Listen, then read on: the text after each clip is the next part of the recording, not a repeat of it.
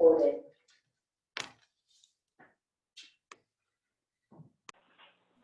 And you are now being recorded via Zoom. Now that I've hit the record button.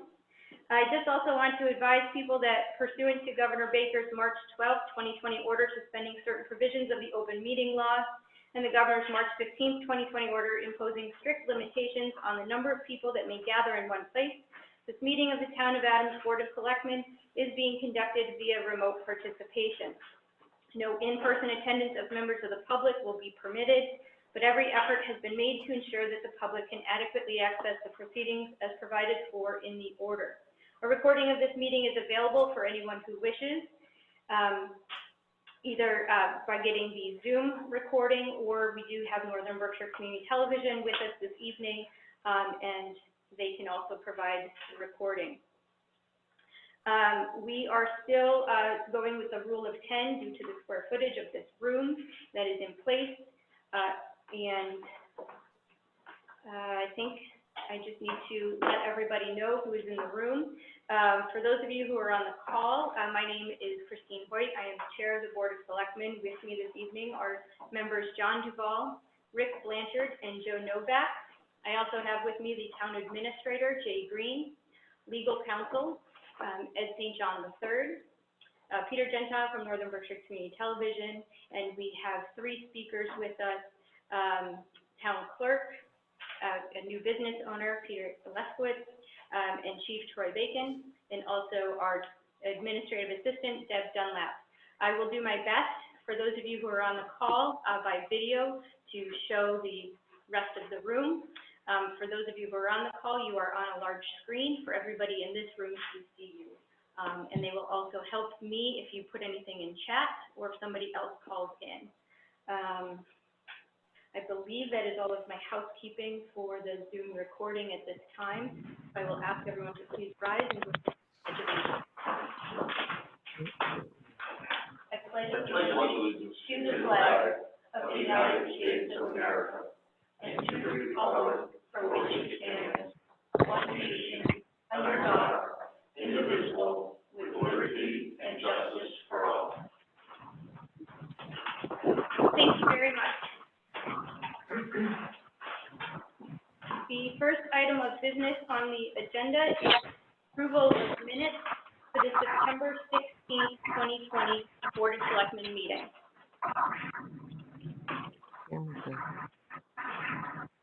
What is the board's pleasure?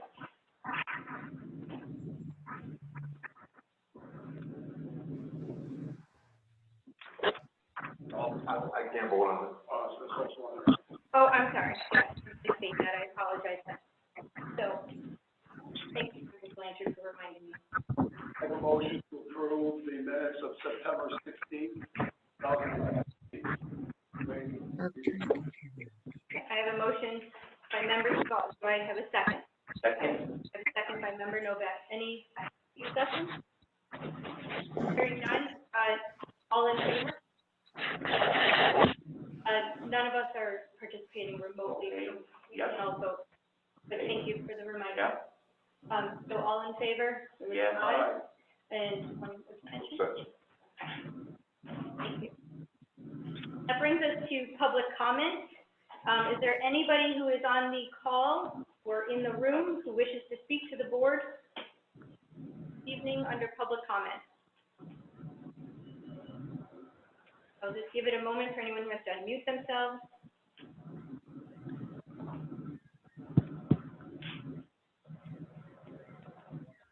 Okay. Hearing none, I will go ahead and close public comment. I will just ask that if you can mute yourselves, that would be helpful because I am hearing some background noise. Unmute yourself when you wish to speak. So that brings us under new business. The first item under new business is the election of a vice chair for our board. I think as the members of this board are aware and the public is aware, Jim Bush was serving as vice chair of our board at the time of his passing, but we do need to select somebody to fill that seat. for the remainder of this year. So Madam time Chairman, to take I the would nomination. like to nominate Rick Blanchard to be the vice chair to take the place of our deceased esteemed member and friend, James Jim Bush. I'll second that motion. We have a second by Member Duval. Is there any discussion? Any discussion from you, Member Blanchard? Wow,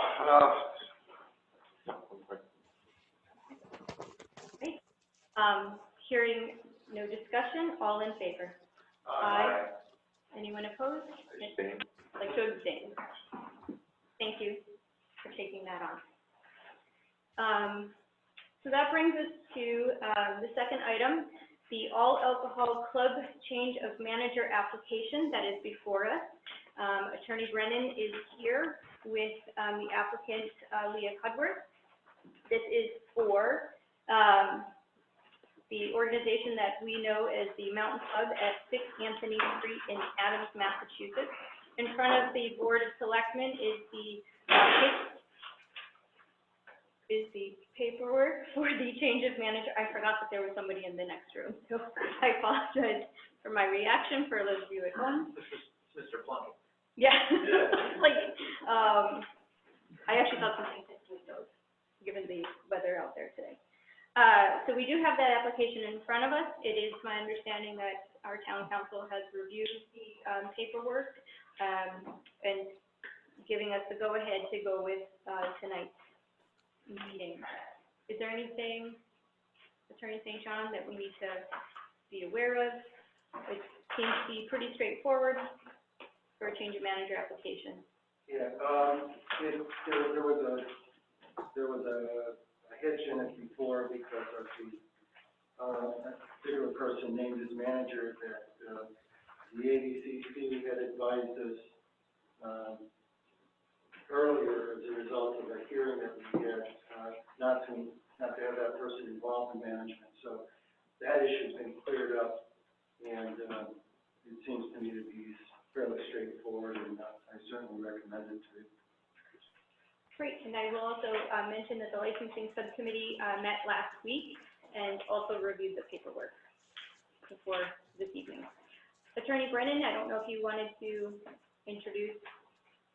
Well, if I may, I would just state that the prior manager was Richard Zarnick, and Richard had passed. So we now have Leah Cudworth, who has volunteered to step forward to be the manager. She is tip certified, they're ours, and certainly has the ability to manage the establishment, and she has the full support of the membership. So I would just respectfully request that we grant the change of manager and accept the application, and we can go forward from there.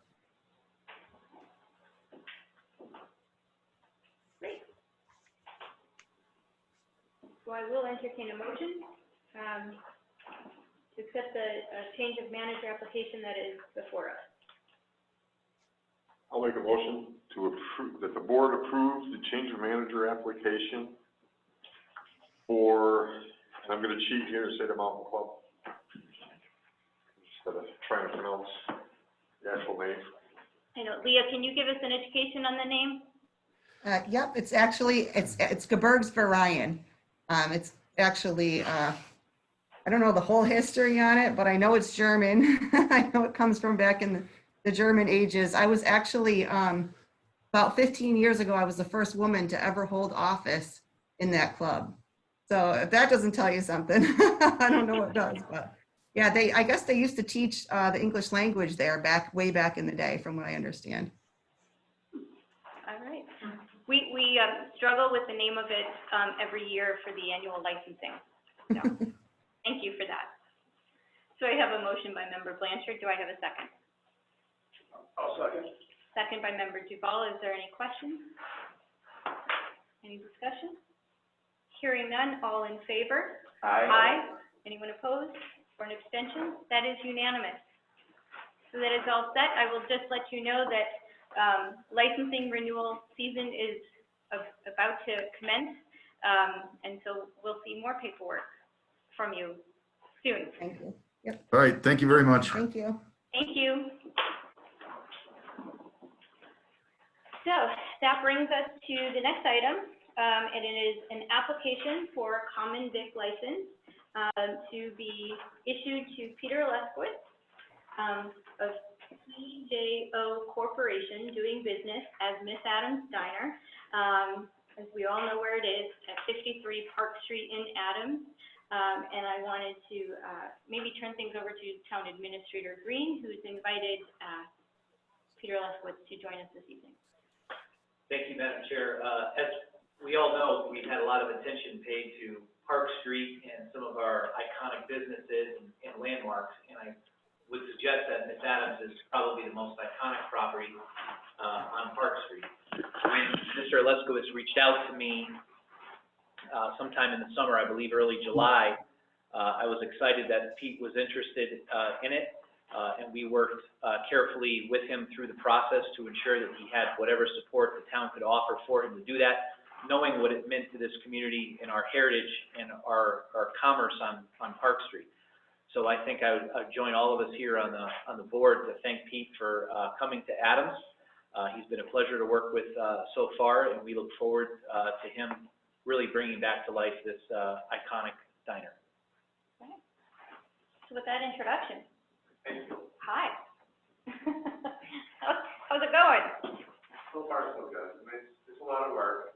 I mean, hopefully, by the end of the month, we're hoping to be in full action. There's been a lot of cleaning and some gas and plumbing and electrical issues, but every day we're resolving more and more. So the point's getting there. I have a menu put together, just getting my list of vendors together, and hopefully open the doors very soon and be a part of the community. So, popular question in town, what will the menu It's going to be consist of? basic diner food. What it was the building was originally intended to be a diner, and I just want to go back to the format of what it was intended to be. Wonderful. I think that that'll be music to a lot of people's ears. To be music to my ears, because it's all food that I would like to eat and I can't find anywhere. Well, As you can see, I like to eat. I do too. So we do have the matter of the common vic license in front of us. So I will entertain a motion for approval of that license. Make a motion, the board approves the common victular license for Peter Leskowitz, PJO Corporation, doing business as Miss Adams Diner. I have a motion by member Blanchard. Do I have a second? I'll second it. Second by member Novak. Any questions? I just want to comment once again, thank you for having faith in the town of Adams, and, I wish you the best of luck, and I feel that you'll do just fine. Perfect, thank you very much. And one other thing I'd like to say about it, and that's just my own personal opinion. I didn't like when they rocked the front of that building. You know, I don't like it either, but maybe one day later on down the road, maybe we can wrap it with. Yeah, because it looked a lot better when it's original. Yes, I'll agree with you there. I've gotten a lot of comments about it, but Yeah. that's. Oh, down the road, I understand that, yeah. But I'm totally behind it now, because I feel the same exact way. It takes away with the integrity of what it was originally supposed to be. It just totally changed the game. Yeah. And by the way, Pete, as a sitting city councilor, welcome back to the mother town. I was leaving that one out. No, I thought I had 3 weeks off of meetings, so we got it. But actually, this one I can actually be an outside participant. With hopefully less technical issues. So, any other questions or comments? Is there an area in police diner for outdoor seating? Yes. I believe that the brickway, to the left of the building is part of my footprint, so I hope Yep. in the next season to maybe put some picnic tables out there with some umbrellas, and probably just like I do on Eagle Street, I'll try to pretty it up with flowers. I mean, I try to be a good part of the downtown in North Adams, and I plan on doing the same thing. If you recall, Member Duval, we earned a $25,000 shared streets grant from Mass DOT. Other communities were able to use those funds for other purposes, traffic calming like you'd see in Pittsfield, et cetera. But one of the things that we realized that we could do is purchase some of those outdoor tables. So I believe the community development department, I want to say either 6 or 8 4-person metal heavy tables with an umbrella that matches the color scheme that the community development department had established for Armory Court, et cetera. We envisioned some of those going in between the grind down Armory Court, and we would envision probably 2 would be able to fit next to Miss Adams Steiner. So they've been ordered, so we doubt we'll be able to get them in time for this year's outdoor dining season, but we would envision helping out the establishment that way. Thanks. Especially when it's a big deal of downtown, we can drive by. Does. Anything else? If not, all in favor? Aye. Anyone opposed or an abstention? That is unanimous. Thank you very much for your time, and I very much look forward to being a part of your community. We look forward to having you here. Thank you. Thank you.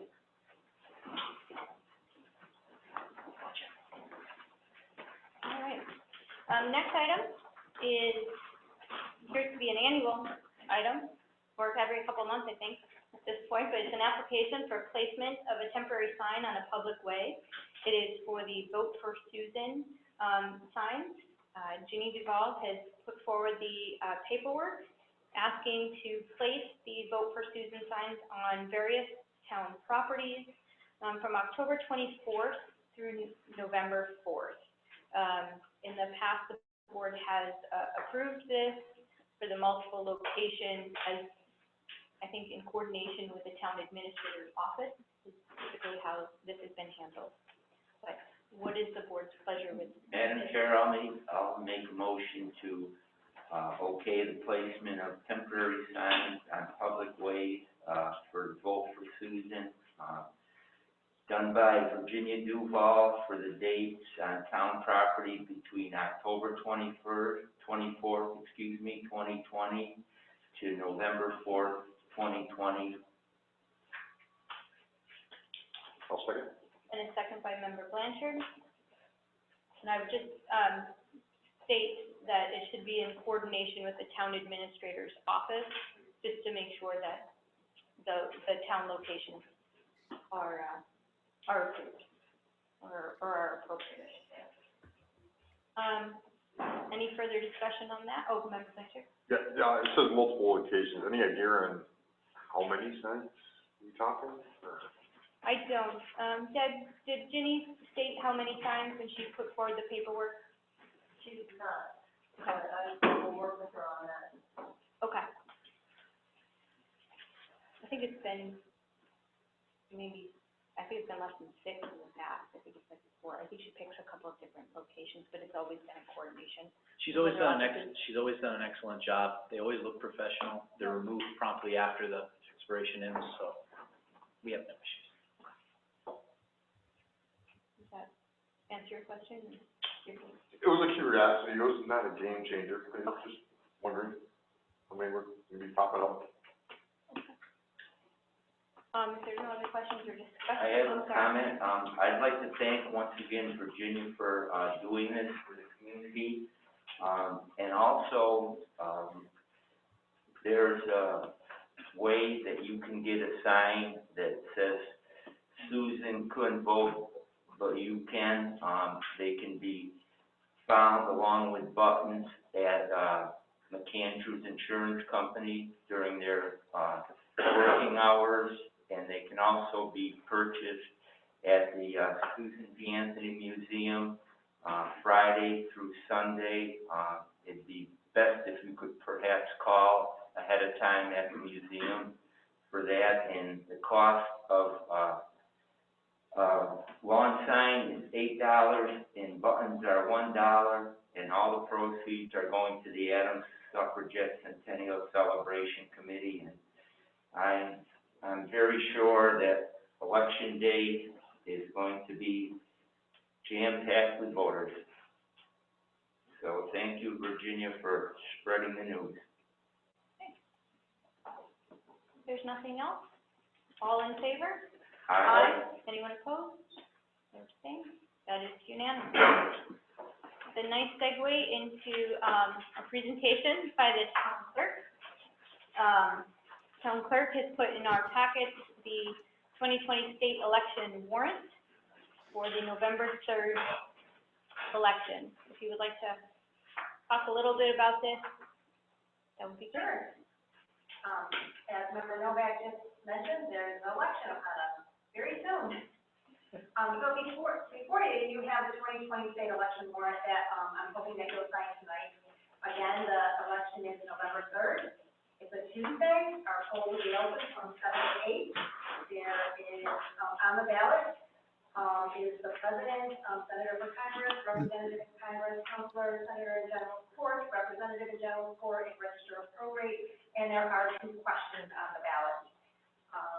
I would suggest if you are coming out to vote on November 3rd, you should have all received, I'm bringing my prompts with me again tonight, your information and voter booklet. Please read up on the questions, so when you do come to vote, it will just go nice and smoothly. There will be spreadbooks there also. You can stand up to the side and look up your questions if you need to, but I would suggest either giving our office a call if you don't have one, if you want to look at it ahead of time, we're more than happy to try to accommodate you and get you one, or, we'll have them there at the poll. So please read up on your questions. Do you have any questions about the warrant? No, I just, I don't see the warrant here for our signature. Do you have it with you? I have one that I can leave with you for signature. Okay.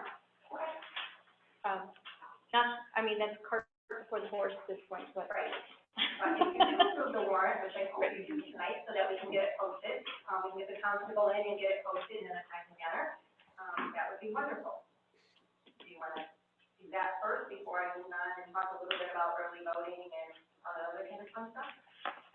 Yeah, we should probably do that. What is the board's pleasure with regard to the election warrant, that has just been presented by the town clerk? I'll make a motion, the board approve the November 3rd, 2020 election warrant as provided. Motion by member Blanchard, do I have a second? Second. Second by member Duval. Any, discussion or maybe questions for the town clerk? Hearing none, all in favor? Aye. Anyone opposed or an abstention? That is unanimous. The town clerk wants to give us an update on early voting and how people can, Definitely. when they can get their ballots. Seems to be a popular question. Our important question is, when am I going to get my ballot in the mail if I ask for a ballot to be delivered to me through the mail? Well, you're in luck, because we're very fortunate that the ballots arrived the other day, yesterday, actually. So they arrived, and we have started to process them. Do have patience with my office. We have already processed all our absentees. We've processed precinct 1 and precinct 2 and precinct 3. The absentees, precinct 1 and 2, have gone to the post office already to be delivered to your mailboxes. Precinct 3 will be delivered promptly tomorrow morning. And hopefully by the end of tomorrow, we will have precinct 4 and 5 out in the mail to you if you have already requested a mail-in ballot. So, please have patience. They do have to go through the postal service. I again will say that our postal service has been very great to work with. So when you do get them, please, I can only stress, please fill it out if you already know who you want to vote for and what questions you want to answer yes and no to, and get it back to us in a timely manner if you already know, again, who you want to vote for and you don't want to sit on it. You have ways to get it back to us. You can either mail it through the mail. You do not have to put a postage on the envelope. You can just stick it in the mailbox and it will get to us. Or we have our drop box out in front of Town Hall. As you walk off the walkway, it is to the left. It's before you hit the set of stairs out in front of Town Hall. Now that the ballots have gone out, we will be checking that drop box more frequently. We typically check it 4 or 5 times a day. We will be checking it probably every hour to grab all those ballots out of there and get them to my office, and again, process them through the computer and get them put in the safe for safekeeping. And if you do decide you want to drop it off on a Friday, Saturday, or Sunday, or if you happen to get it in the mail on Monday, I will be stopping in at Town Hall periodically throughout those 4 days that we're not here and checking the drop box and pulling those ballots in and putting them in the safe in my office. So feel comfortable that it's a safe place to put it. And certainly if you have questions, did we get your ballot, feel free to call our office. We're more than happy to let you know if we did get it out of the drop box or even through the mail. Some of our voters have actually just put a little Post-it on the, brown envelope and stuck it inside with, in their white envelope that they mail back to us to say, please give me a call when you receive my ballot. So that makes it nice for us too. Then we receive it, we stamp it in, we pick up the phone, we call you and say, guess what, we got your ballot, and they're nice and happy. They know that we've got it and they don't have to worry about it. So again, drop box or put it in the mail as soon as you can. The quicker you get it to us, the quicker it is for us to be able to process it. But if you have decided that you don't want to do a mail-in ballot, you can come to town hall and early vote starting Saturday, October 17th. You can come into town hall and you can early vote in person and you don't have to worry about the mail process. We will be here Saturday, October 17th from 12 to 4, Sunday, October 18th from 9 to 1. Monday through Thursday, the 19th through the 22nd, we will be here 9 to 4. Then again on Saturday, the 24th from 12 to 4, Sunday, the 25th from 9 to 1. And then that following week, the 26th through the 29th from 9 to 4, where you can come in to town hall and early vote. Again, the only reason you can come into town hall unless you have an appointment is to just early vote. If you use the front door or the back door, we will have door attendants there that will let you in. You need to sign in, and then they will escort you down by the town clerk's office where we'll have a booth set up, and we will give you your ballot. You can mark your ballot, we'll stamp it in, you'll put it in a ballot box, you'll be all good to go. So again, if you don't want to do the mail-in, feel free to come and early vote. And if you choose that you don't want to do that, we'll be at the polls for you on Saturday on November 3rd from 7 a.m. to 8 p.m. So, we are going to ask that you wear a mask. We will be sanitizing all the booths as quickly as we can after you use it, and we will be sanitizing markers that we hand to you. If you decide that you don't want to use one of our markers, I would ask that you just bring a black pen with you. You are more than welcome to bring your own pen if you don't want to use one of our markers. I would just ask that it be black. Blue is fine too. I would suggest do not bring a red pen. It probably won't feed through the machine. So again, bring your own pen if you want to. Otherwise, we will be sanitizing throughout the day, again, starting at 7 and ending at 8. I can't stress that enough. We will be there. We have a great plan in place.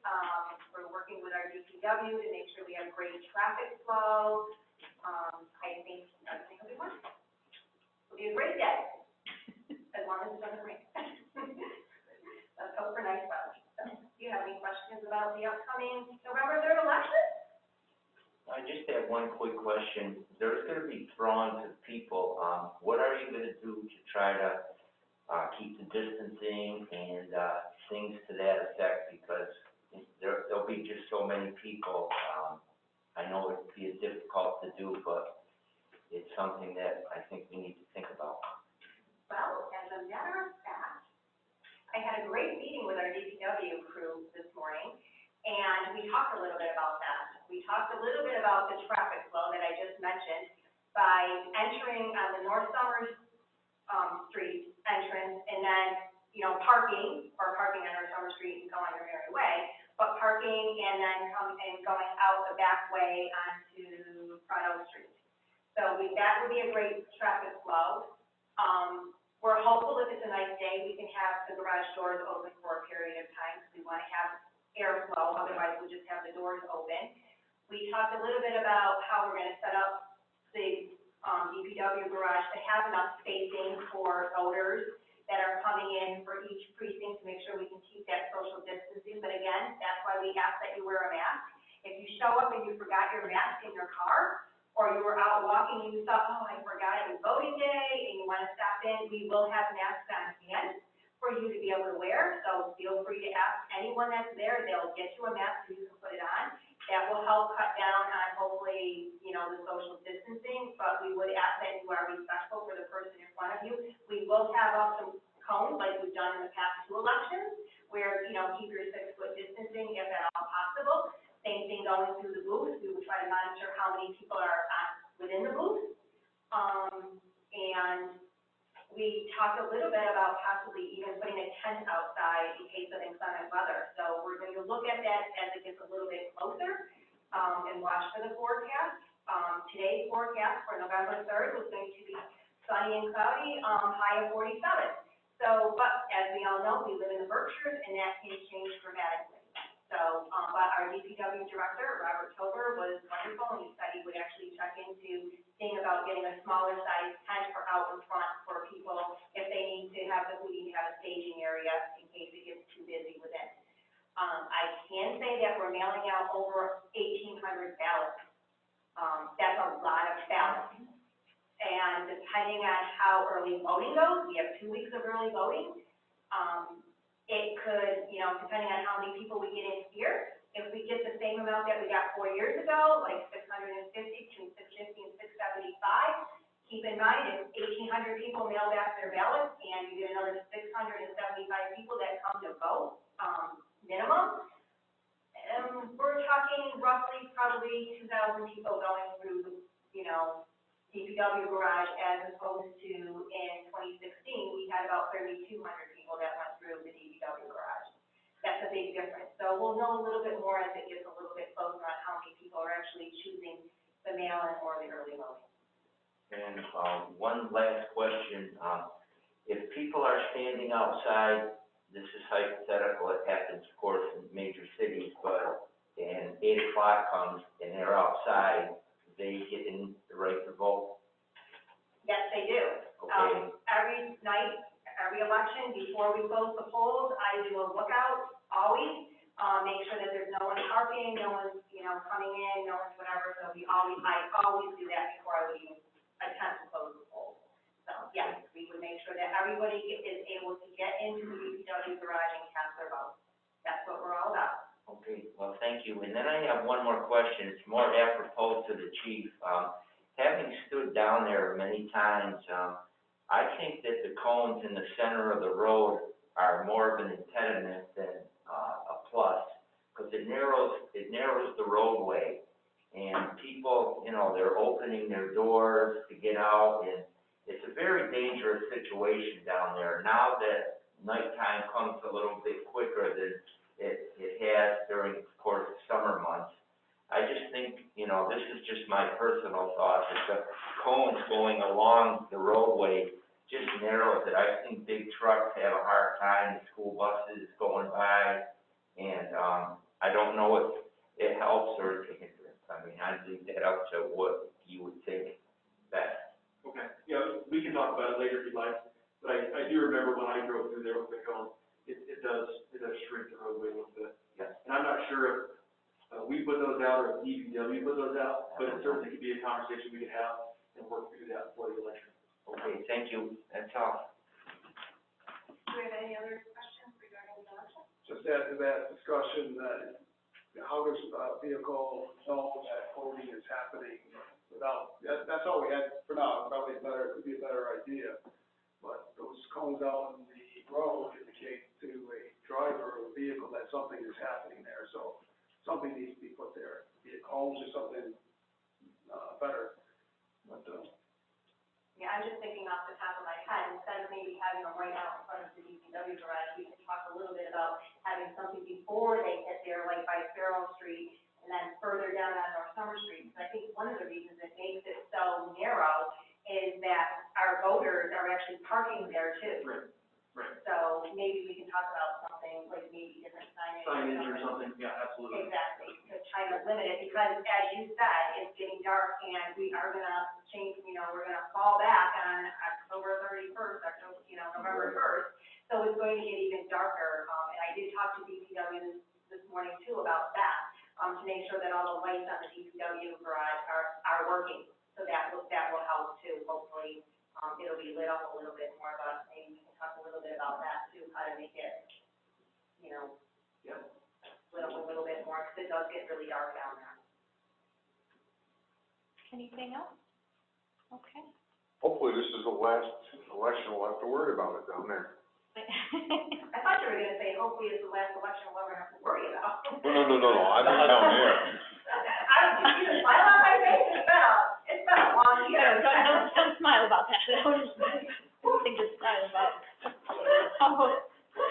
off So the election, we'll have an election in May, and then we'll have our re-elections in 2022, and, But again, hopefully there will be a memorial and not a DPW. Right. you never know where it'll be. Madam Clerk and I, we did talk about that possibility. It was just too short of a runway time for us to get that building Oh, cleaned we up. got the construction over there right now. Yeah, we had some Parking. construction over there, so we kind of just said, yeah, no, let's keep it. And, but this is they're all important elections, but this is a really busy election. And changing it midstream and asking our voters to go to a totally different location, obviously, we can get the word out, we can do what we need to do, but again, I think it would probably work better if we're gonna change a location of our voting, on a different election than your general election this year. So, you have another item on the agenda. So on the agenda, is a census update. We had a request, to just hear kind of where the town, ended up with the, federal census. Okay, well, the federal census, when I checked on Monday, we were at, what was that? I'm sorry. We did approve the warrant. Did you vote it? Yeah, Yeah. Yes, Just verified. yes. Thank you. Yeah, but thank you. So the federal census, when I checked on Monday, we were at 70.1%, that has responded to the federal census. We're kind of in line for Massachusetts, because that was at 69.1, and nationally it's 66.7. Self-response, though, is still open to the end of the month. So if, again, I know I preach out there all the time, but if you haven't done your federal census, you can still go online and do your federal census. If you're having a difficult time doing that, feel free to call my office. We'll be more than happy to walk it through. Or, you know, if you're having a hard time and you don't have a computer at home, you can contact the Adams Library, because they do have public computers, very limited time, but they do have public computers so that you can get in and do that. I do know that they were out in the field knocking on houses and gathering more information.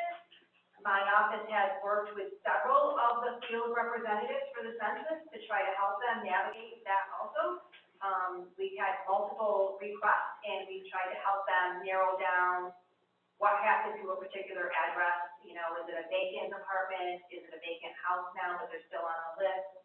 So we've worked, we've been accommodating them as much as we possibly can.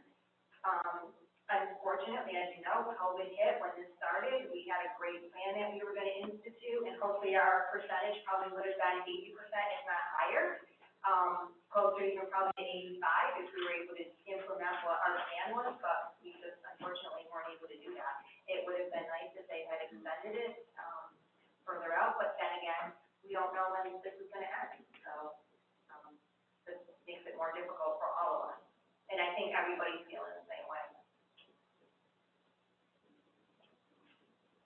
The, 70%, does that include the online, Yeah, folks? yeah. You know, and I can only stress that people go online and do it. It affects everything, you know. It affects our senators, our representatives that we get. It affects your school system. So if you're a family at home and you haven't filled out your federal census, please do so. It affects funding for everything, across the board. I think it took my wife longer to get onto the site than it did to actually do the, to file. Yeah.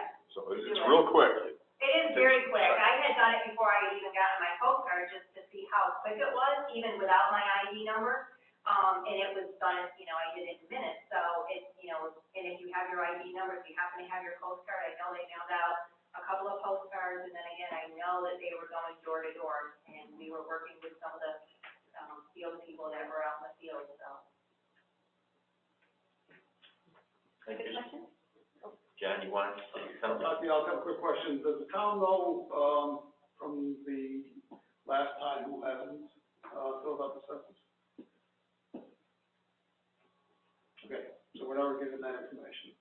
No, not that I'm aware of, no. And that's, well, in some cases, it's hard to even, well, I guess it depends on what the number comes back at, because it's hard to predict. Again, 70% is 2 or 3 of them addresses that we still have in our system, although I can say that my office works very closely trying to nail down all those addresses that are new addresses or addresses that shouldn't be there any longer, whether the house is no longer there because it was demolished or, you know, a apartment block. At one time, it was and it still happens in my census that I have, there's a house on Valley Street that comes out with like 100 units, and it's like, where did this come from? That doesn't even make sense. So, you know, we tried to narrow those down as much as we could. You know, we went through, our street listing, we went through our full book when we got all the information, just trying to narrow that information down as best that we could. So some of that could be that too, just you don't know, unfortunately. Okay, thanks. Just one quick comment. I would hope that the federal government will take a close look once the census has been complete and notice that the returns aren't what they were, because it's beneficial to the federal government for a lower count, because they'll have to give out less monies and that type of thing. So I would hope that they will give that much consideration, because it does affect us immensely Exactly. and everyone in the country. Correct. Anything else on the census? I think we're moving on to something more fun on the agenda. Thank you. For who? I think so. Excellent. Thanks for that segue, Haley. So a couple weeks ago, Chief Bacon came before the board, talked about a little bit about some ideas for Halloween this year and a way to do that safely. I believe that there's been some discussion with Town Administrator, Code Enforcement Officer Blaisdell, who's on the call, as well as I've invited the Chair of the Board of Health, Dr. Rhodes, to also join us to hear kind of where things are at and the plan that's before. So I will turn things over to Town Administrator first, if you want to introduce anything. Absolutely. Thank you, Madam Chair. So I think tonight we just want to gain some consensus that what our plan is for Community Halloween 2020. As we've said before, to kind of set the context, everything that we do in 2020 seems to be somehow affected by the health pandemic. And as I've said in previous meetings, we want to do our best to at least try to offer some positivity for the town, particularly our younger residents. Halloween is definitely evolved over the years into quite the community event with a lot of participation. The Centers for Disease Control, CDC, at the federal level, as well as the Massachusetts Department of Public Health, has issued guidelines, and that's what they are. They are guidelines based on the health data, based on the nature of COVID-19 and what we know. You may have also seen that our governor, Governor Baker, has indicated that in terms of what a community wishes to do with the traditions of Halloween are up to the individual municipality. And as we always say, Halloween isn't legislated, but it just kind of organically happens. But at the same time, communities have evolved over the years where we've set ours. So that brings us to the question that we've had, which is how do we want Halloween to look here in the town of Adams? There's been some conference calls with other municipalities within the county over the last week, as well as some statewide conversation. Myself, Chief Bacon, Code Enforcement Officer Blaisdell, who's our health agent, spoke. We had a meeting last week. Mark reviewed with us what those guidelines are from the CDC and the DPH, and essentially in a distilled format, they've broken down different activities into 3 levels: low, moderate, and high. Your traditional trick-or-treating, door-to-door, unbridled, is considered a high risk. And then depending upon how you use your PPE or what the nature of the events or gatherings are, they could be low or moderate. So what we've decided prior, even before that guidance came out, was that the town of Adams was going to bring trick-or-treat to our community within our individual precincts. That has been reviewed, that plan has been reviewed by the Code Enforcement Officer, Mark, and is far less, it does not come anywhere near what the restrictive guidance is for CDC or DPH. In other words, we're a low-risk event by doing that. So with that being said, we feel it does meet the health standards. It will provide for an event that protects public safety and public health. still offers the event. And with that, I'll turn it over to the chief to kind of talk about what this is going to look like, what the logistics are. We've been getting some inquiries over the last few days, what's Halloween going to look like. So here it is, folks. Here it comes. I would say that the plan that I'm going to lay out before you is really a collaborative plan with Administrator Green. He's helped try to build on this. But really what the plan is to utilize the fire department, DPW, police department, and forest wardens in this project. And as Jay said, we're bringing Halloween to our residents. And there are 5 precincts in Adams, and we have those divided up and divided up Adams County vehicles within those precincts. And those vehicles will be driving in those precincts and welcoming kids and adults who come out dressed in Halloween garb and delivering candy to them. Now, the people who will be delivering the candy will be wearing masks, they'll be having gloves, their vehicles will be sanitized prior to going out, and so we're going to be doing this as safely as possible. To achieve this, we are asking for donations of candy. So if anyone out there would like to donate candy, you can bring it to the police department. We'll be the kind of the collection point. We ask that the candy is sealed, factory sealed, nothing reused, nothing homemade, so it's safe for the kids and adults who are participating that evening. We'll take all of that, and then we will distribute that to every vehicle that is being deployed within the precincts prior to that evening. I can tell you that the town departments that I've asked to help are energetic. They're excited about the event. They want to help. And like Jay said, it's bringing some sense of normalcy and happiness to our community that's really suffered quite a bit because of COVID. But also, I think it's a good community engagement event for all of our town employees. So in a nutshell, that's what it is. Now, if you cannot donate candy, the alternative would be to give a donation, a monetary donation. We would encourage you to get candy, but if you just absolutely can't, if you feel that you want to donate, you can write a check to the town of Adams and bring that to the police station. We will collect that and bring it over here. And I assure you that all funds that are donated to this event will be used for candy. I spoke with Treasurer Collector Rice today, and she's ready to go. She's ready to accept it. She's going to be custodian of those funds. So we have a great team effort to take care of every angle. And I know one of the questions that has come up was how will the residents know that the vehicle is on their street? I have specifically requested that every vehicle that's participating have a PA system. And we will be playing Halloween music as we drive down the street. So keep your windows open a little bit so you can hear the vehicles driving down your street, but that's really how we're going to notify people that we're there. And I don't anticipate just doing one swap down the street. We'll have enough personnel where we'll be able to hit every street, maybe multiple times. So bear with us if you don't see us right away at the starting point, but we will get there. We've had some really, as you can see from the last 6 months, we started with our wave parade. We've had tremendous positive feedback on many different levels about what that's meant to the community for those wave parades.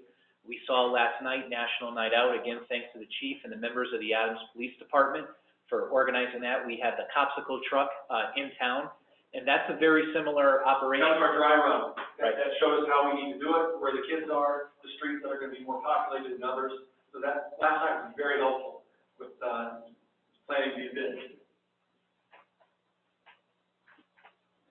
Questions for Chief, Town Administrator, or Code Enforcement Officer of Blaisdell? Hours 5:30 to 7 is the window of time that we. And I would anticipate with as many vehicles we will have in those precincts, I'm pretty sure we can knock this off and knock this out in an hour, which is kind of my goal, because we learned last night at 6:45 it's dark, and we would like to try to prevent people from running into the streets to the vehicles that are delivering the candy. So we're going to try to knock this out as quickly as possible. Questions from the board? Once again, we've always, as I think John alluded to in a previous meeting, that we've always been there for our children in many different ways. And I just want to say that I've already gone out, I've got donations from Walmart, the Adams Market, the mobile station, Adams Community Bank.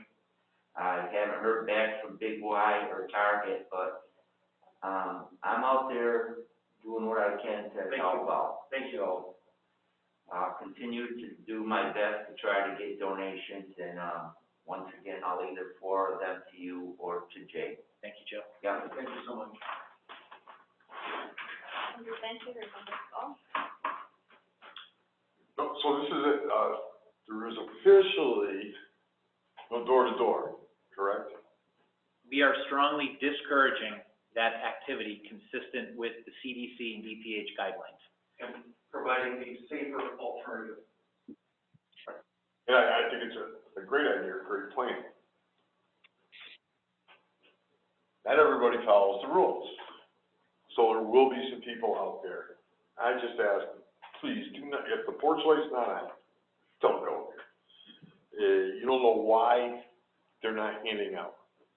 So please avoid those houses. Right, to get into a little bit more detail, one of the reasons why we're doing this, if you think about it from both sides of the street, and pardon the pun.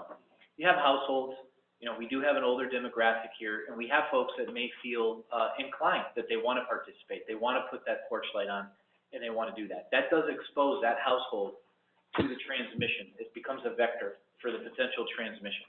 Likewise, you have a younger group or anyone who's masked up going door to door now, and could inadvertently now introduce that into those households, again, as a vector. It becomes a vector. That's transmission. That is the method of transmission. That's what we're trying to eliminate. That's why we wear masks. That's why we avoid gatherings. So this is that opportunity, the one-on-one contact between a person who's at the curb or will approach the vehicle with one person. We're going to be masked, so you can broach the 6-foot distance, and the interaction time will be far less than what the CDC and the DPH, guidelines are. That's the safest route for us to do that. And Rick, you're absolutely right. These are what other municipalities, the issues that we've all been as municipal, managers and leaders over the last week have been dealing with, is you can't really discourage the behavior. At the end of the day, if somebody feels comfortable going next door to their neighbor, or their neighbor invites them up, hey, come over, we want to see your costumes, that's their choice. That is their choice. But in terms of a town-wide, turn your lights on between 5:30 and 7 and hit it, no, not this year. We're just discouraging that behavior for the greater public good and public safety. And we're going to do our best to take a model that has worked in Chief's previous communities and that we know has been received well with our wave parades. I think Officer Dabrowski today, we had coffee with a cop today at Council on Aging.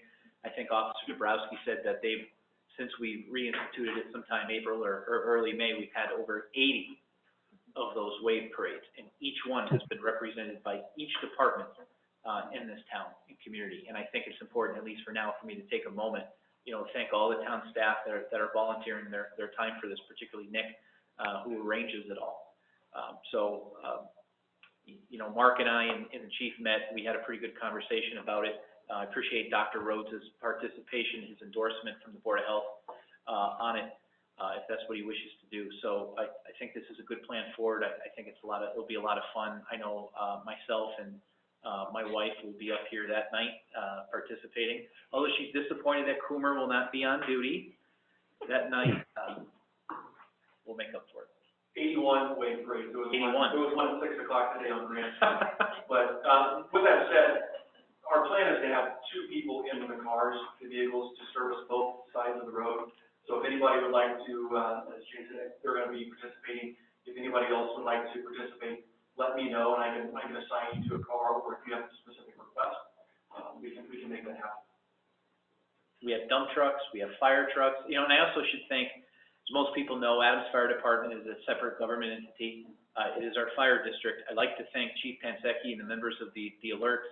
After that first announcement that we were thinking about this, Chief Pansecki reached out immediately and said, Adams Fire is in, what can we do? So we'd like to thank them as well for reaching out. They have committed at least 4 apparatus.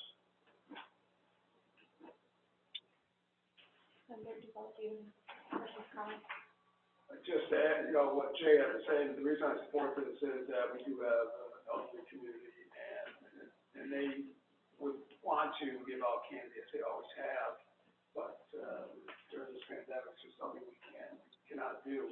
Just, Chief, quickly, so the vehicle will be driving up the street, kids will be flying out the door, and coming down the lawn, and then they'll be handed some candy from the vehicle, by someone in the vehicle. Either that, or we'll stop the car and show to them, Okay. depending upon the street. Now, there's some streets that people can come out safely. Others, like Summer Street, will have to strategize on that approach. But either one, I think, would be acceptable. Okay. And the more candy, the more we can give out, right? The more- Yes, exactly. And thank you, Joe, for doing what you do. Candy is good. I would like to see more candy than not enough. That's really my only fear, so that's my appeal to the community. If you would like to help us achieve our goal that all kids get candy, please, please donate. Okay. Dr. Rhodes, I know that you are on the call. I wanted to just give you an opportunity to ask any questions or,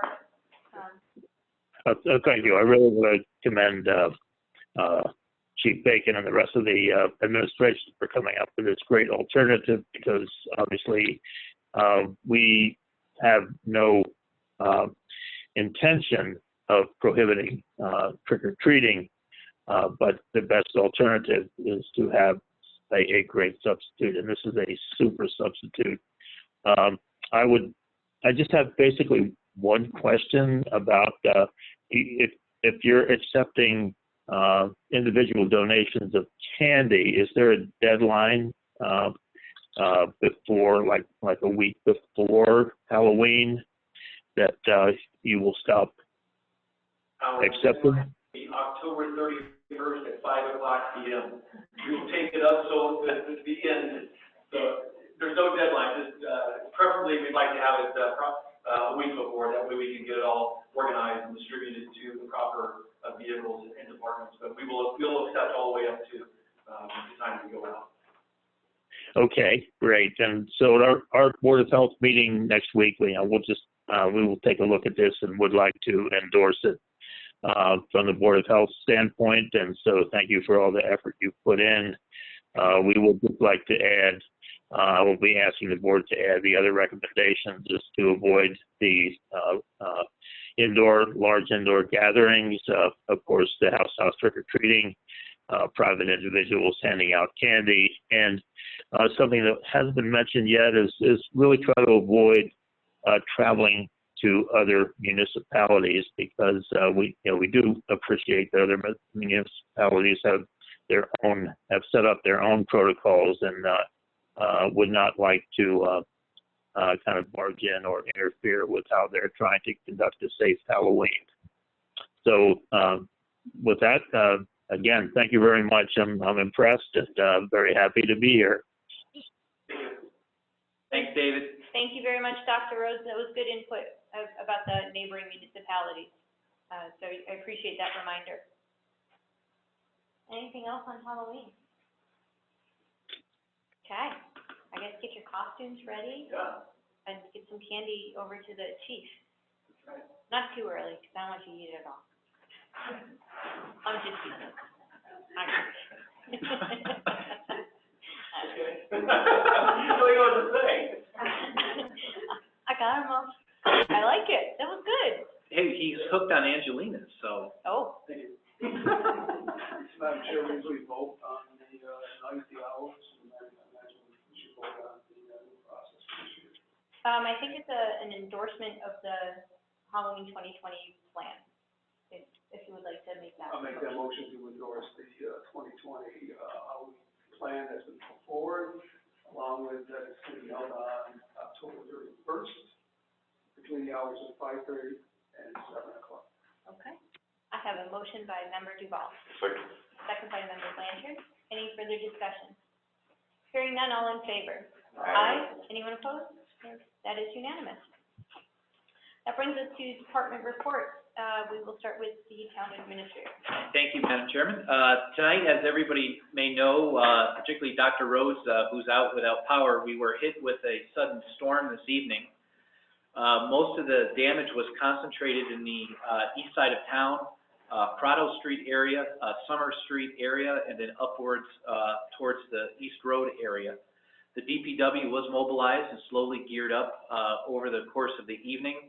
And I'd really like to thank the forest wardens. I was at Prado Street between 5 and 5:30, and they just descended from everywhere.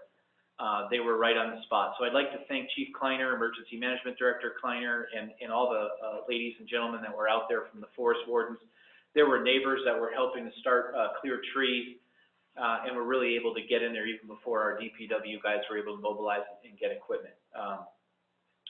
So we were able to do that. Officer Baker, one of members of APD who was on duty, he was able to report earlier that all of the downed wires that we had were protected by town staff in order to prevent electrocution.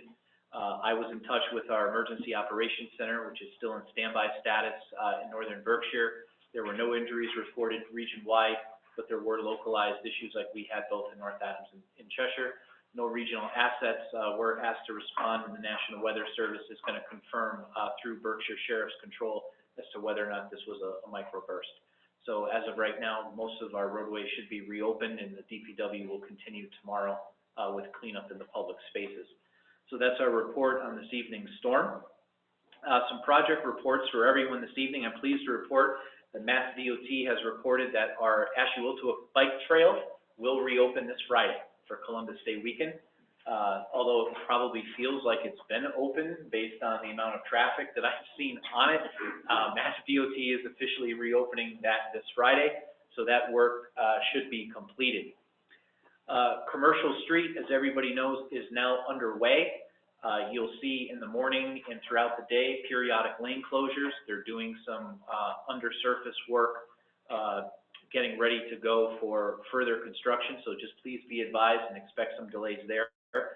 We're doing our best to be in touch with the project managers from Mass DOT. We're blasting out their information on our Facebook page, as well as the town clerk who manages our great webpage. We have a tab right on that homepage, construction news or updates. Go right on there, and that'll be the most recent news that we can have. Just expect delays. It's the best advice I can give everybody right now, but that has commenced. I have some great information regarding our Russell Field project. As Member Novak mentioned a couple meetings ago about the light portion of that project. For everyone who's aware, we were trying to do our best to do a comprehensive project on that field. That would be field, grounds, field house, and lights.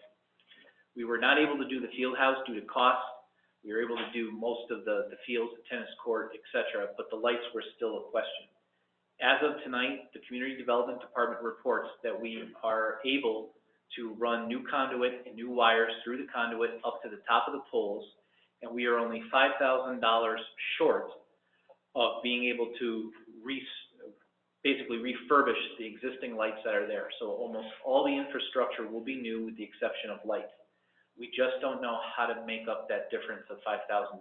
We don't have it budgeted. It's not anything we have. So at some point, I'll be brainstorming with staff to figure out how to close that gap, but we're close. We're very close. I'm thinking it might be a plea to our athletic groups that utilize the field to maybe help us out with some fundraising. So we'll continue to look at that, but that's some good news on the Russell Field project. Town Common, I'm pleased to report, I don't want to steal Member Novak's thunder if he was going to report out on it, but I'm pleased to report that Susan B. Anthony has come home to Adams. We had a successful installation last week. Member Novak, myself, Chief Bacon, we were out there, Ms. Ferguson from the Community Development Department. Our plan with that is to allow the contractor to complete the installation of the ground pavers and the back wall that will abut the sidewalk and the statue of Susan, so that it's aesthetically pleasing. And if weather permits, and if that work can be completed, then I'll come to the board and seek your input as to whether or not we would like to have some type of a dedication ceremony before the weather turns. So that's where we are with the Town Common project. Valley Street drainage project continues. They're in the thick of that now as we go. The last item, I'd just like to remind everybody, I don't know if Dr. Rhodes is still on, or Mark is certainly still on.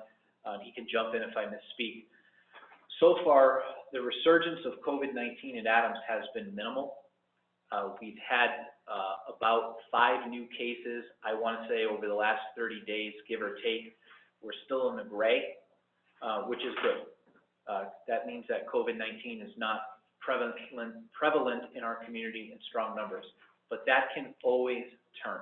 So I just wanted to take a moment, putting on my old Board of Health hat, and just remind everybody, best tools, socially distance, wash your hands, and please wear a mask and avoid public gatherings where you can. Please help us to keep us in the gray or at best in the green, because as you can see, now that the DPH has that data, that is what allows a community to advance further and open up and release restrictions a little bit further.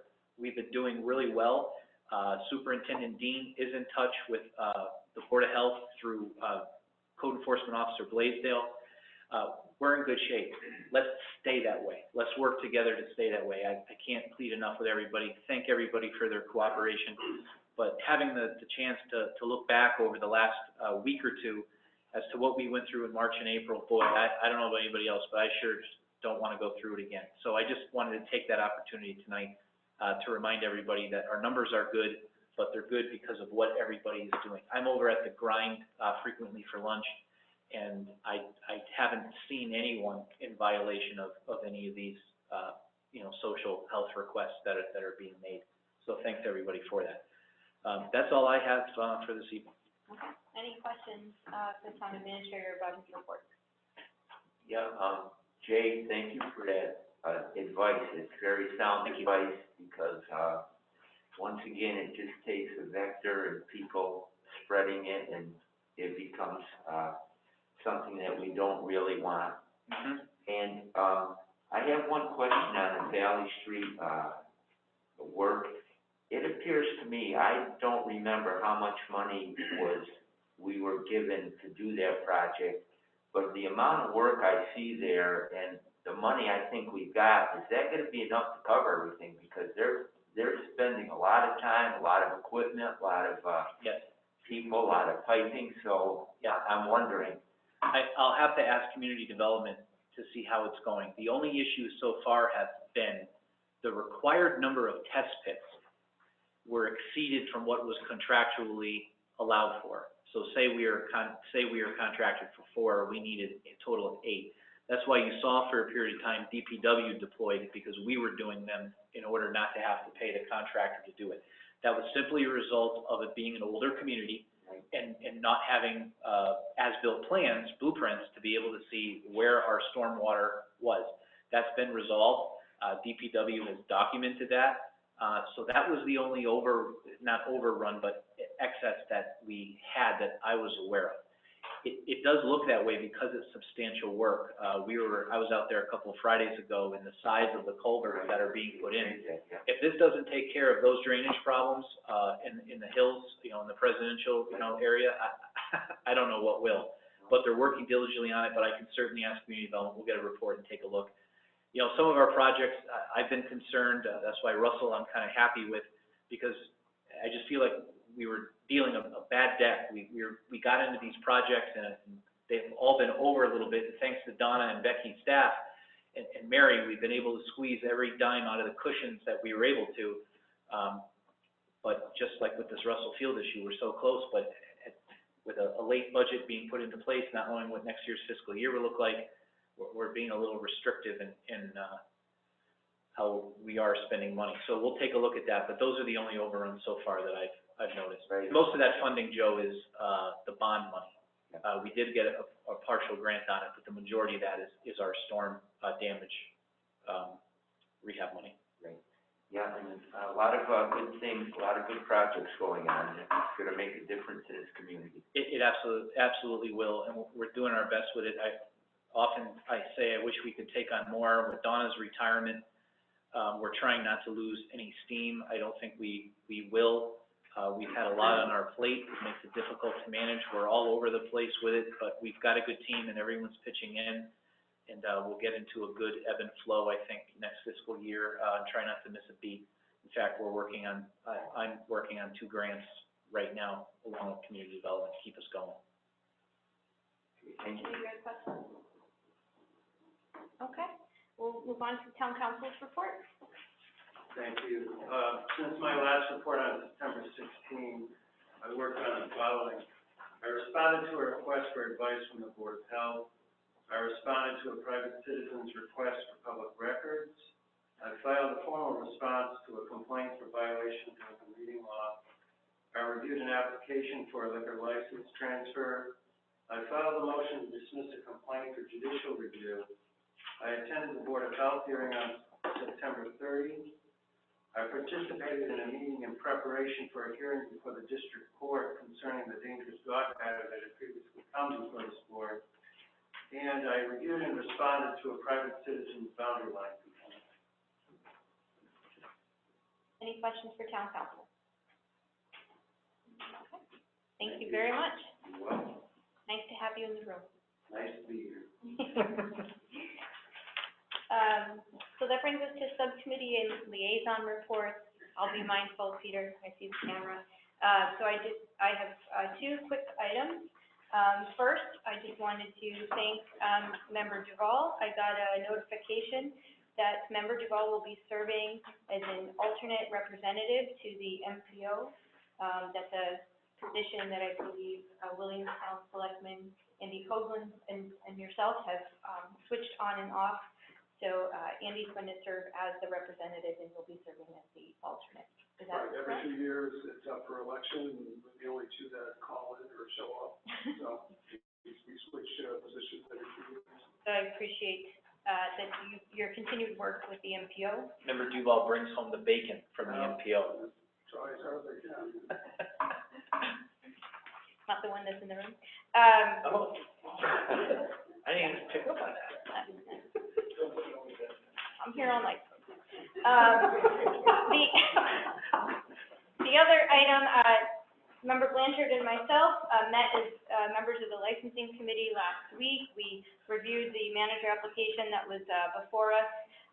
There's a couple of other applications that'll be coming before the board. One is a transfer of an all alcohol license for what was known as the Polish National Alliance at 13 Victory Street to what is now going to be the Victory Lounge. So that paperwork has been reviewed, submitted, and it is on, I think it's gone off to town council, but this board will probably see that on October 21st, if all goes well with that paperwork. There is also, I think, one more piece of business that we need to do with the O'Geary's package store transfer. So we're just getting some more clarification on that paperwork, but that might come before this board on October 21st as well.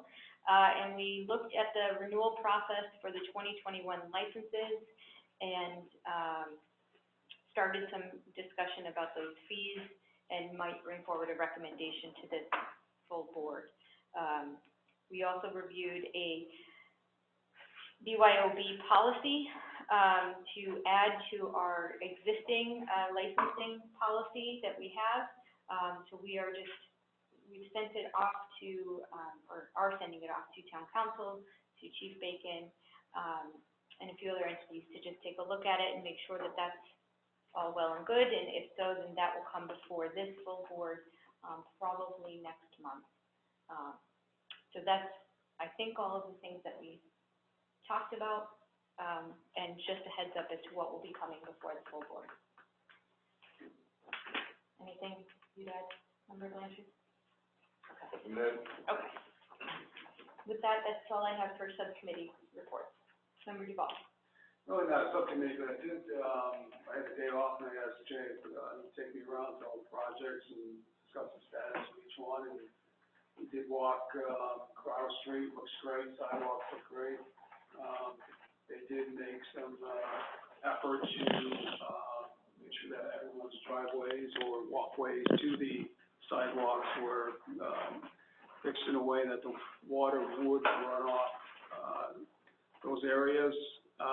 There are a couple of things that need to be fixed before we sign off on that, grant completion. Some of our brand new signage was taken out tonight too by these trees. Oh, really? Of course, the storm has to hit our brand new neighborhood roadway. And, just, I'll do it quickly, we visited Valley Street, yes, and we were told that there's some tunnels there with, underground tunnels with arches with tiles on them. You know, that's how old it is on that area of town. Over on Russell Field, looks great. One thing just to mention that, when it's done, that no vehicles allowed on that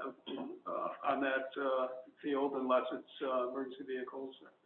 I just wanna make sure, because before it was a little different, process, right? Just make sure no vehicles are allowed on. I drove by today, the turf looks fantastic. Yeah. I didn't get close to it, but from a distance, boy, that grass, fill in nicely, so absolutely, we want no vehicles on that other than proper plain, footwear on there. Right, and the community can use that field, it's not fenced in, it's open, so if some family wants to go down and use the field during the day, they can, right? It's still under construction. Well, right, when it's Oh, completed, absolutely. yeah, so, which is good, so that's it, I don't want to take too much time. Thank you. Member Blanchard, anything for subcommittee? Well, Member Duval and I just had one tonight, public safety. Nothing really to report out at this time, just getting updates and, looking to the future. We did discuss the overtime budgets, had a good discussion about that, talking about how we're going to get through the next budget sessions, and the budget subcommittee will be working with the town administrator and the chief on that situation, but it has been mentioned in this meeting, it's been high, the overtime budget, so we're gonna work on ways to reduce that, so work together, with the police department and with the town administrator. Great. Okay. Anything else, Member Blanchard? That's it. Okay. Member Novak, Yeah, subcommittee? first of all, I'd like to thank John, and I think you said that Rick's had it about looking into that overtime. I think it's something that really needs to be done both on the police department and the DPW. And, that can help us a long way financially. I attended the, Parks Commission meeting, and, as Jay had mentioned, there was, talk about the lighting, and the members were happy to hear that the conduit's going to be underground and extended, and then it's just a matter of trying to get money for the lighting portion of it. Also, there was, some talk about youth football. They haven't brought in, their application for field youth, but it's most likely gonna come, it's gonna be 7-on-7, it's gonna be almost like, tag football, pull the tag and passing. So, that would be for ages starting at 6th grade, going up to, I'm not sure what age I asked, they thought perhaps, up to maybe 9th grade or so like that, I don't know. And there was another concern that Robert Tolbert brought up, our DPW, commissioner, that along the third base line, the sand that had been put down for the baseline, accumulated water after the heavy rain. And, historically, that's been a problem at that field along, the left field line because of the, spring that emanates from there. And, I don't know if it will ever be a dry area, but they're going to work on getting a different type of, sand mix to try to rectify that problem. So that's basically was the gist of the meeting. Camera is in your direction, so Joe, we'll start with announcements and good of the order with you. Okay, I just, like to say something, that this is a personal, look into something. I was happy at the, town meeting that, things went the way they did. I think everything that was voted on is certainly a positive for this community. But when I sat in my seat as an elected official, it seemed like that town meeting was choreographed like a Shakespeare play.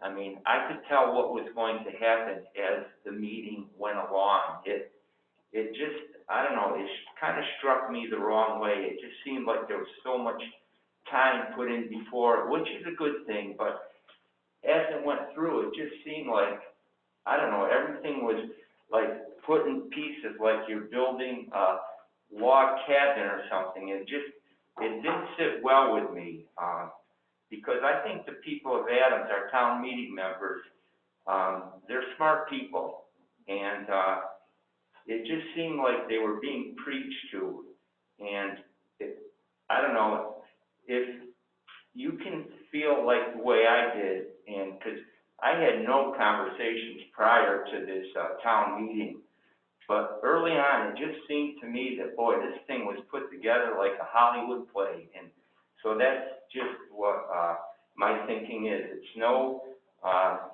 discredit to anybody that things passed well. I think we have to give the town meeting members, more credit, and because I think things that would have passed, and I'd like to say too that, John Cowie, I'm far away from John Cowie politically.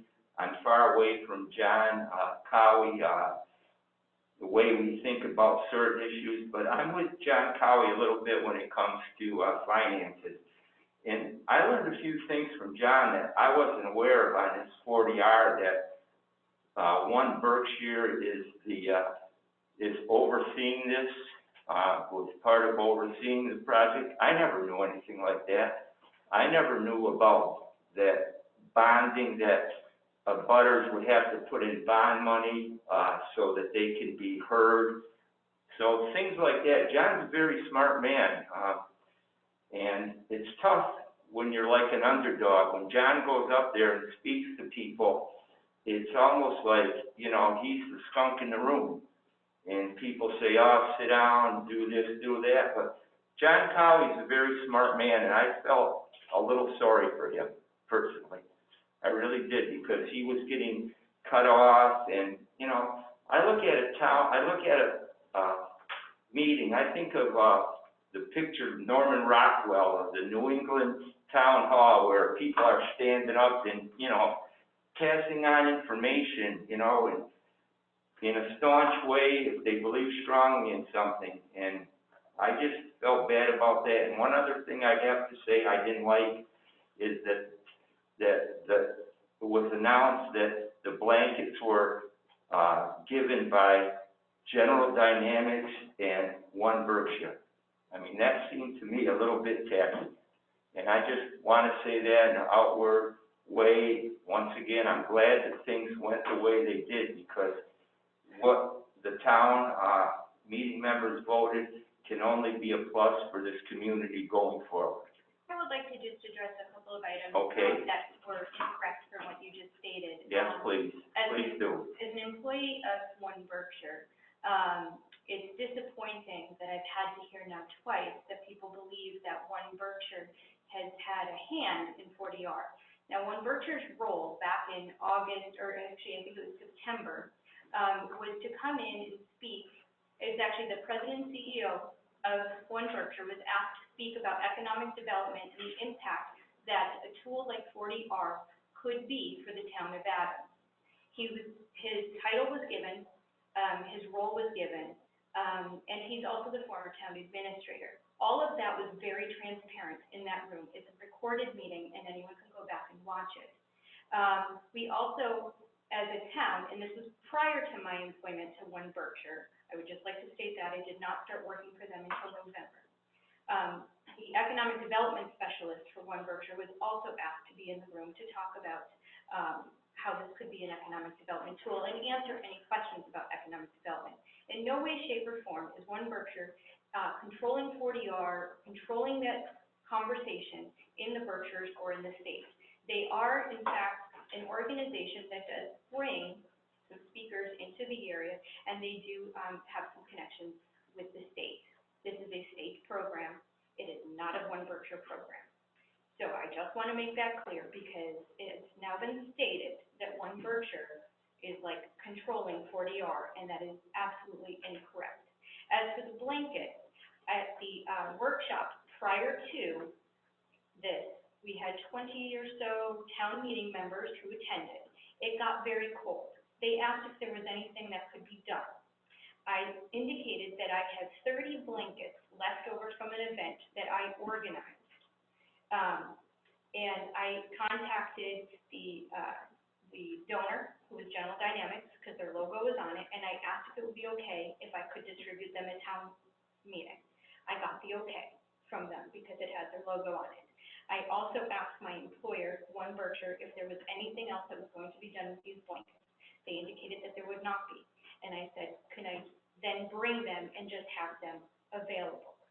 It was the moderator's choice to want to give credit. I didn't believe that credit needed to be had. They were just in storage, and I wanted to get them out. The leftover blankets have now been given to a shelter so that they won't be at another event. I wanted to just clear those things up. Okay, then, I don't want to further deliberate on that. no, it's not deliberating on those points, but I would like to know as a selectman, how many meetings that you had, planning this, town meeting? Because I won't mention name, but when 40R came, it was the first time that I ever seen it held by someone that was in the top seat of the finance committee, and I won't mention the name. I've never seen that before in all the meetings I've ever went to. To answer your question, I attended several meetings Right. about town meeting regarding the logistics. Okay, I attended meetings about the logistics for the workshop with regard to, that was held 3 days prior to town meeting. I spent an awful lot of time working on the logistics okay. and Just let's. and the content for the workshop. Okay, very good. And my last And question, I'm sorry, but if you wanted to No, this is- state, it's 40, if you wanted to talk about the 40R, I did attend all of the 40R public hearings okay, that were held by the planning board, the workshop, the information sessions that were, open to the public. I attended all of those as well. okay, And I answered several questions of residents, who had questions about 40R. I went to people's, homes at their request if they had questions, and I've been doing that since last August. Anytime somebody has asked me a question about 40R, I have answered it truthfully with the information that I've had, and I have provided them with the information that was given to the planning board as well. very well.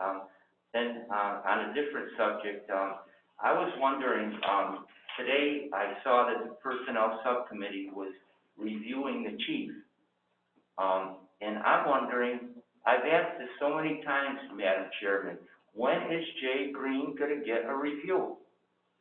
What is the holdup? Certainly, I would love to answer that Okay, question. please do. So, with the time of, the review would have been April. We were in the middle of a pandemic.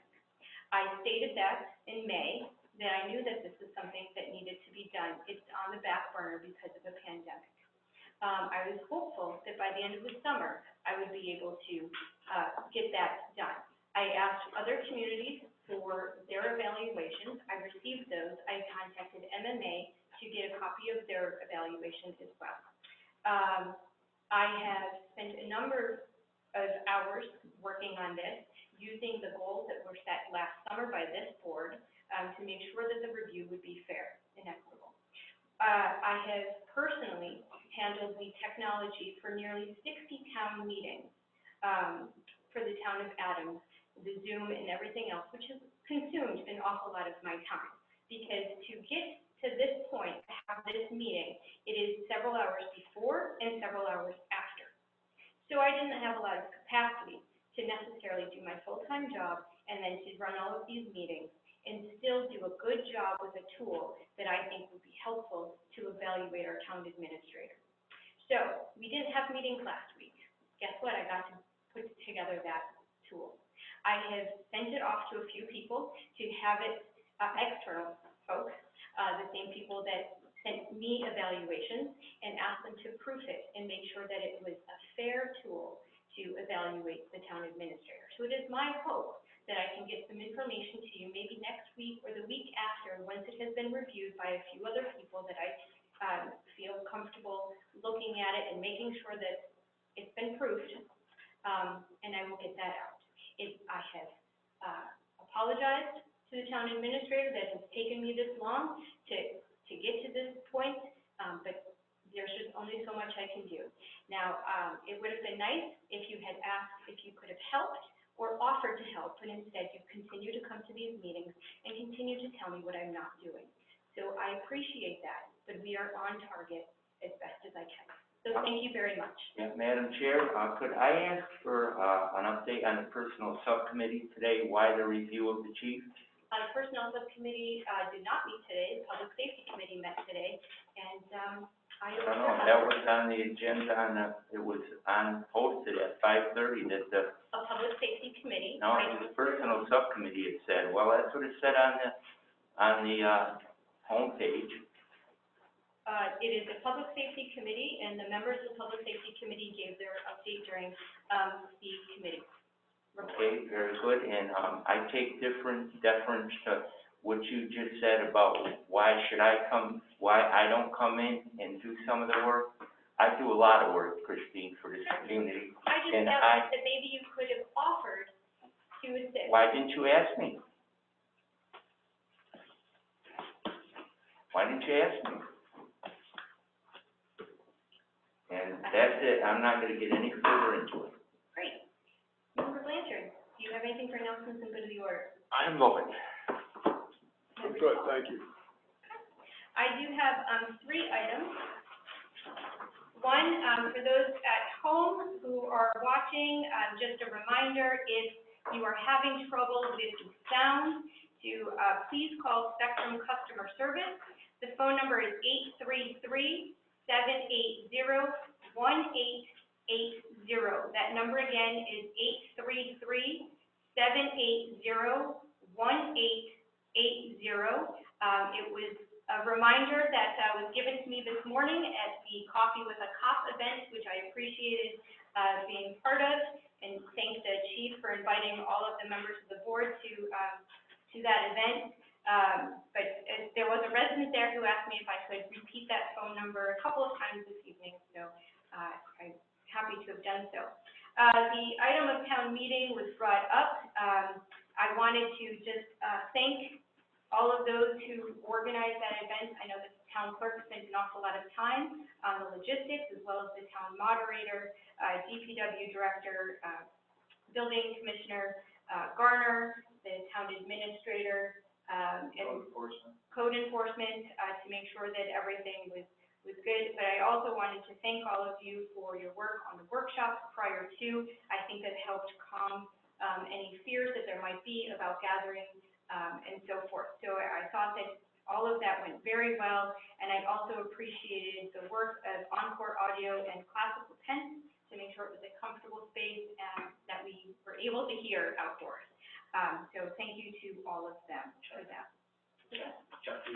Oh, right, and I can't forget Chuck, who was there every step of the way, every time we needed to get in and see the space, and to make sure that the restrooms, lights, and so forth were available to us for both the workshop and town meeting. But I also wanted to just thank the town meeting members for showing up, because that's a huge part of it.